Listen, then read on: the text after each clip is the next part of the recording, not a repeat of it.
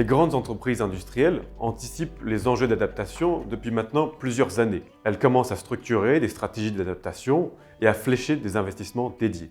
Malgré tout, la majorité des entreprises n'a pas encore engagé de démarche structurée. Les principaux obstacles identifiés sont le manque d'outils de diagnostic accessibles, la difficulté à valoriser des investissements d'adaptation dans les budgets et l'absence de référentiels communs pour évaluer la résilience des actifs. L'adaptation peut être perçue comme un surcoût immédiat, mais au bénéfice lointain et incertain. Mais les conséquences de l'inaction, à cause de l'assurabilité, la dégradation des actifs ou encore la fragilité des approvisionnements, sont déjà perceptibles.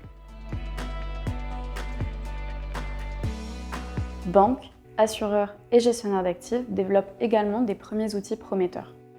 Dans notre étude, nous revenons par exemple sur certains dispositifs financiers assez innovants sur les enjeux d'adaptation, par exemple des obligations orientées vers ce sujet, des fonds thématiques ou des prêts dédiés.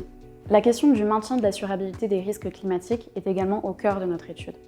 Les assureurs de la place contribuent déjà aux efforts de prévention, notamment via leur contribution au régime CatNat, qui est un régime unique au monde qui réassure les risques naturels en France. En parallèle de cette contribution, les assureurs développent également des produits assurantiels assez innovants sur les enjeux d'adaptation, par exemple des assurances à impact qui viennent récompenser financièrement les efforts d'adaptation de la part de leurs assurés.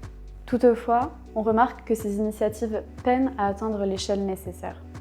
En effet, plusieurs obstacles partagés ont été remontés à l'occasion de nos auditions, notamment le manque de données ESG standardisées sur l'adaptation, mais également le manque de cadres harmonisés d'analyse des risques physiques, et enfin, de projets suffisamment structurés pour déployer des volumes significatifs.